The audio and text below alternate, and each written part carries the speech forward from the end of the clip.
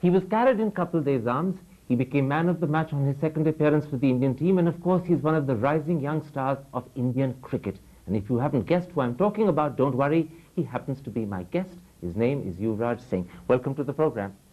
Now I gather becoming a cricketer wasn't so much your ambition as your father's dream for you. Yes, of course. I was too much into tennis and too much into skating. I used to love skating. And once I remember winning the gold medal, working hard for it. I'm coming back home with a medal, and I showed my dad, I won a gold medal. And he just gave me a very bad look, and he just threw my skates away. And that was where he said, from now it's only going to be cricket. In fact, he said something else. He said to you, I'll break your legs if you keep skiing. Yeah, he said that I'm going to break your legs. It's a girl's game, and you can't afford to play this. You got to play cricket from now on. He was in fact himself a test cricketer. Is it true that in fact he's looking to you to fulfill his own ambitions in a sense? Yes, of course, because my father, as everybody used to say, that he worked really hard along with Kapil Dev. And they used to praise him that, he was really used to bowl fast. And working so hard, not doing so well, I mean, whatever happened. And whenever I started playing cricket, he always had the belief that my son is going to play for India. Even in my younger days, I didn't have the belief that I'm going to play for the country. But he said that, no, you're going to do it for me. Your mother says that in fact your cricket story begins almost from the day you were born. She says you virtually taught yourself to walk with a cricket bat. Well, actually, I was too young. I don't actually remember. But she says that, I used to walk around with a cricket bat, which was longer than me, taller than me. And in fact, she taught you some very special words to say as the first you ever spoke. Do you remember them? Yeah, I used to say that मैं बड़ा होकर cricket Indian cricket team का captain बनूंगा. So in a sense, both your parents were determining from the word go that you were going to be a cricketer. Yes, because the family, everybody, because my mom played basketball, father played cricket, so sports was in the family. Sports was it was in my parents' blood, so everybody wanted me to do something in sports. Now, as I said in the introduction, Kapil Dev was a close friend of your father's. Yes, of course. And he often carried you on his shoulder. What was it like sitting there? Yeah, I was carried around by dad's friends, Sakar, Kapil Dev, and I used to listen to their strategies against other teams. So you... I don't really remember. Now, your father's dream for you, as you said, was that you should be a cricketer. Do you remember the incredible facilities he created at home? Yeah, I remember when I started playing cricket, we had a lawn behind our house, and he just took out the grass and put cement on that, and created a cricket pitch. Yeah, created a cricket pitch, about like 17 yards, and then we had a net all over the fence, and he put up a gymnasium in the house on the top floor, and just for you. Yeah, just for me. So you had your personal gym when you were barely 10? Barely 13, yeah, I would say. So it was like, everything was just cricket all the time. And he also gave you a special bowling machine with special plastic balls. Yes, of course, he's done a lot for me. Yeah. He left no stone unturned. No stone unturned. And then side by side with all the facilities he gave you, he really pushed you hard, didn't he? Yeah, he did. I remember practicing under him, going in the nets and getting out. He used to come with me with a wicket in his hand and say, "I'm going to break your legs if you're not going to play properly." So it was quite a lot of incidents happening. He says that occasionally in winter when it was cold, you hated going to practice in the morning. Yeah, because in my place in Chandigarh, it gets really cold in the winters, and you don't want to get up and just go for practice. And once one happened when I was sleeping, and he told me to get up, and I refused to get up. He took a bucket of cold water and threw it on my quilt. In the middle of winter? In the middle of winter, 7 o'clock in the morning, when it was like about 2 degrees, 5 degrees, and I was like, I just got up in a shock and I was shaking and ran into the shower, had a hot shower, and I was like, what is this life? I can't deal with this. And he told me to go to training, and he knew that I was in a very bad mood, and but he refused to be nice to me, and I walked out of the house and I went to the park where I used to jog, but I refused that I'm not going to train today because my father has really behaved badly with me. And I was sitting there for like 10 minutes, and he was behind me on a cycle. He came to check on you? He came to check on me and said, it's time to run. And that left me with no choice, just to run. In fact, he was really a hard taskmaster because sometimes he'd even lose his temper. I gather there was an occasion he threw a glass at you. Yeah, it was very bad. I got dropped from the Punjab team, and I was not getting selected for Punjab. And we played a match against Punjab, like the B side of Punjab, and I played in it. And I played a very bad shot and I got out. And everybody told him that he played a very bad shot. And I was not allowed to enter the house that day. And he was fighting with my mother, and my mother was crying, and she told me that not to come home today. And I remember that night sleeping in my own car. Because you weren't welcome home. Yeah, I wasn't welcome home. And the next day morning, I got back. Mom said, Dad's gone, and you can come back home. So I came back home. I was about to leave for my practice, but he came. And he was very angry. He said he was really furious, and my mom got him a glass of milk. And he was so angry that he threw the glass at me, and I just missed it, and at my back the window broke. Yeah. Sometimes, of course, your dad pushed you so hard it became almost counterproductive, didn't it? At the age of 12, he took you on a Sunday for bowling practice, and he made you do so much practice, you ended up with a back injury. Yeah, because, you know, he always wanted me to, you know, practice 6 to 8 hours a day, and that was one of the days when I just couldn't take it. Is that when you switched from wanting to be a bowler to a batsman? No, actually, you know, it aggravated from there. I used to bowl, but I had a weak back, so I broke it, and then I decided to switch to batting. How much of the success that you enjoy today goes back to those really hard, almost cruel days when he would push and push and push you?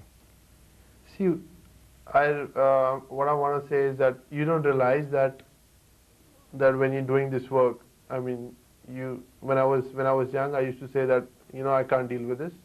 But now, getting so much of success and playing India at a very young age, and thinking back in time that, you know, this is doing all this and staying away from a normal life has given me so much. So today you're grateful? Very grateful to him. Even if at the time you got very angry with him?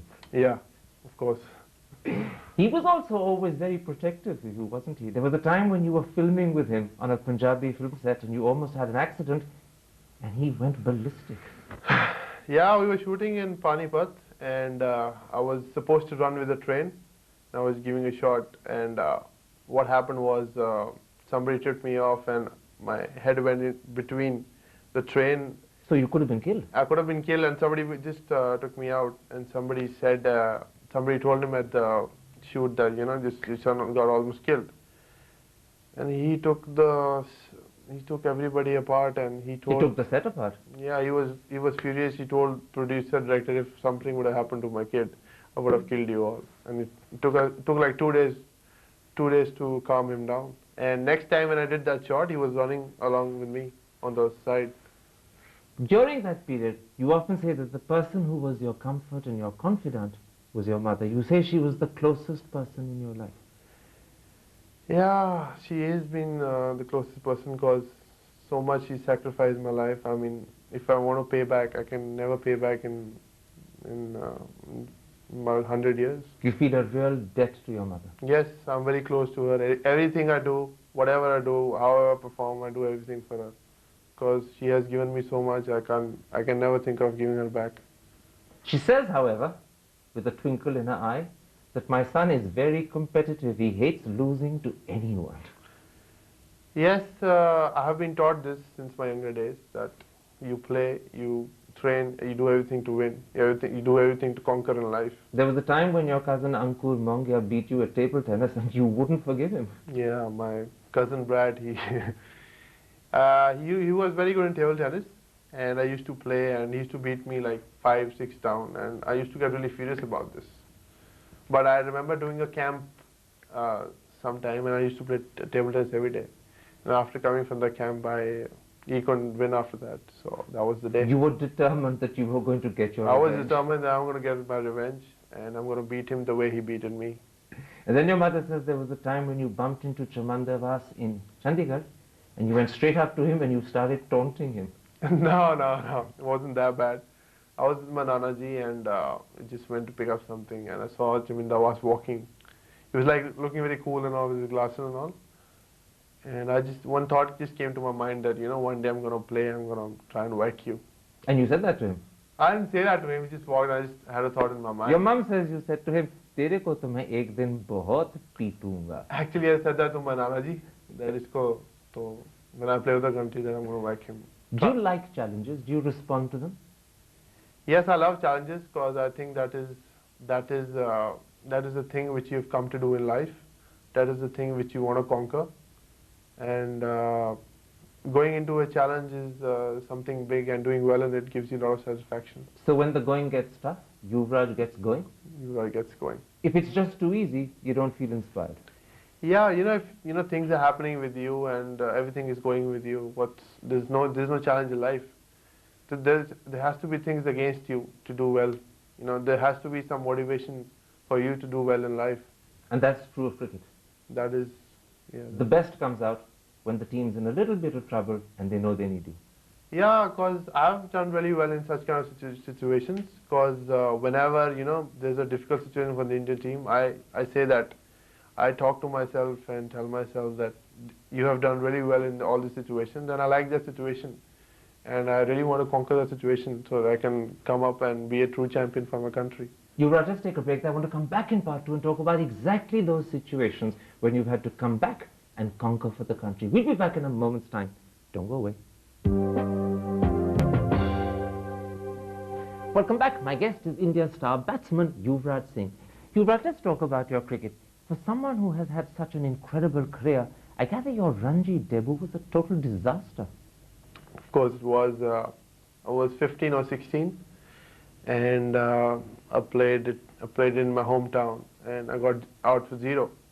And I did some misfields in that match, and I was rated as a bad fielder, and they said that he's too young, so let him play under 19, under 16, and got runs. Next year under 16, got runs 19. After 2.5, 3 years, I got another chance to play Ranji Trophy. And I got on 0 again. But things changed dramatically in 1999 in the Cooch Behar Trophy when you thrashed Behar almost single-handedly. Yes, before that I had 100 in the Ranji Trophy as well. And I went with a lot of confidence in 19, got 100 as well. And I remember Behar making 357. That was the highest score any team got against Punjab in that tournament. And there was statements that pressure on Punjab and stuff. And I remember getting 358 by myself and taking my team to victory. There was an amazing headline in the papers the next morning. It said, "Yuvraj today, Maharaj tomorrow." Do you remember it? Yeah, I do remember it. Yeah, it was... But your coach says that on the way to 358, you were complaining to him and saying, "Listen, you're trying to kill me." Yeah, because when I got to 350, he said, you got to get to 400. So I said, "Kya sir, ab bacche ki jaan loge aap." And that was it. Now, you mentioned a moment ago your first century for Ranji, which happened, in fact, a year earlier. Your dad gave you an incredible present, didn't he? Yeah, I called him up and said, "Dad, I've got 100." And he was so happy, and he knew it because it came in the papers. And he gave you a Honda City? Yeah, he said, "Your gift is ready when you come back home." And that was it. In 2000, at the ICC knockout in Kenya, you made your debut. It was that second match with Australia when everything came together. How do you remember it today? My greatest memories, because I remember coming for that game, and I was a young kid, and playing his first match was against Australia because I didn't get to bat against Kenya. And so this, in fact, was your first time batting for India, even though it was your second match. Yeah, it was my second match, and I remember Brett Lee bowling a bouncer to Saurav Ganguly, and I was batting, and I would put my elbow guard. I wasn't even going batting the next, and I just thought that this is something else. But what I told myself is that you know, the way I've got here, I'm just gonna play my normal game. So I just played like my normal game. Were there any moments when you were nervous or when you were full of self-doubt? I was never a self-doubt because my father's always told me that the harder you work, you know that you work so hard and you're confident about yourself. I've never didn't have any doubt about myself, and I knew that I have it in me, and I'm gonna do it. You ended up as man of the match. To be man of the match on your second appearance must be quite a heady experience. It was a dream come true. I know. I mean, that day I got the man of the match, and everybody was praising me, and everything's changed. And tomorrow, paper said something, and I went back in the evening and saw myself in the mirror. And I was saying, "Is that you?" What was the answer? Yeah, he said, "That's you." Yeah. How did you break the news to your dad? I mean, he must have heard it on TV first, but when you spoke to him, Yeah, what I did he mean, say? he was actually in tears. My parents spoke to both of them. They were in tears. You could hear the tears on the phone. Yeah, I could just make out how happy they were, and it got me into tears as well. So the whole family cried together. Cried together, of course. Because this was, in a sense, the moment that your father had worked for Worked all dreamed that of. time. Yes, of course. In a sense, this was vindication for him. Yes, yes. Something he couldn't do, his son had done. The amazing thing is that your critics say that you went on to become arrogant, that you became snooty, and that's why you got dropped in 2001. No, it wasn't that. When you don't perform on the field, too many things come together. Someone says something, someone says something. So it was just my bad performance, and people started to talk, accept my performance, other things. So I wouldn't say I was arrogant, but I think it was a phase in my life which I learned quite a lot. Do you regret the fact that people misinterpreted you? Did you give them opportunity to do so? I won't regret it because today you can't change people. So you just have to accept it. You just gotta accept it because they have a very particular mindset about everything. So I mean you can't just change everyone. So in a way, in a sense, what you're saying is the guys who criticized you were determined not to like you, and you couldn't have won with them anyway. No, I wouldn't say that. I'm not really bothered about what they say and what idea do have. What I've always thought that okay, I don't want to bother about this. I'm just gonna play.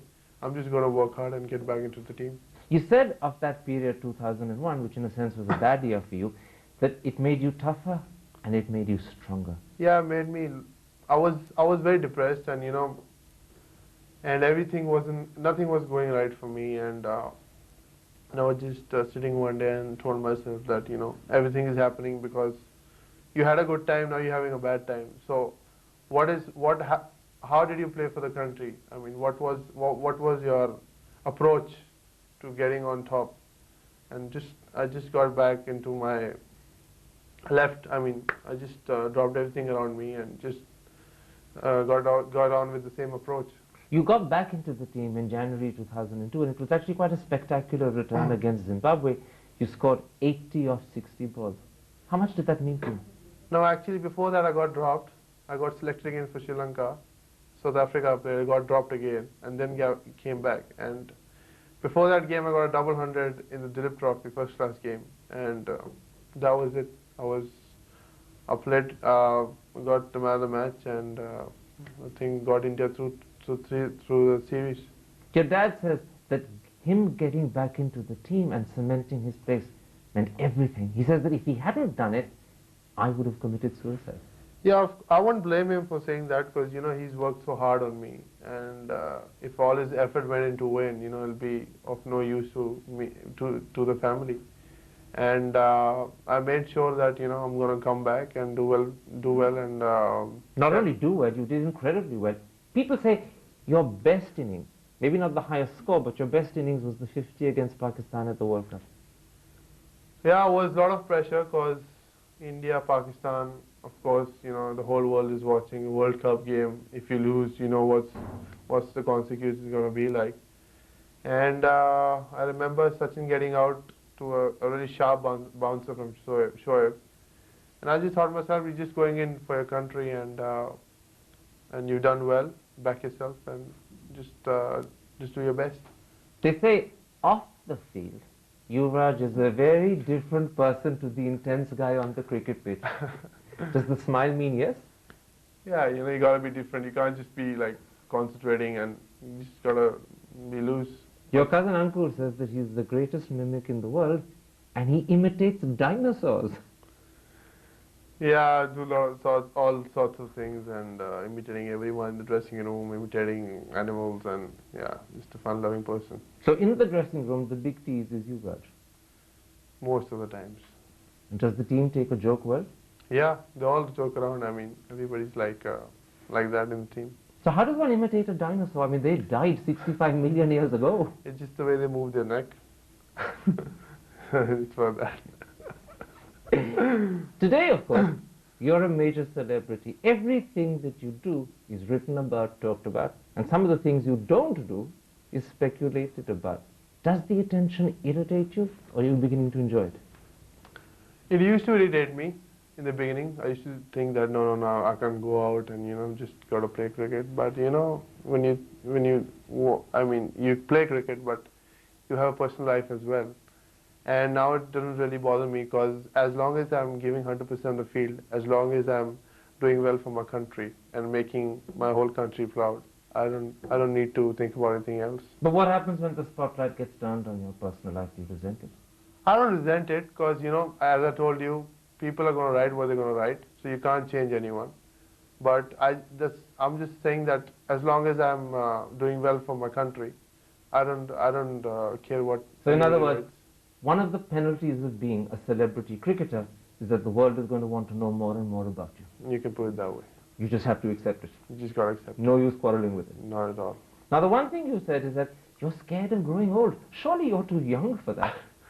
No, it's just that, when you see old people, you say, it's like, when you get old, your skin is going to look like this and nobody's going to look at you. So you don't want to end up looking like this, do you? No, I'm not saying that, but you just got to realize that in life you got to get old, so that's about it. But that's something that you're already at the age of 23 beginning to dread.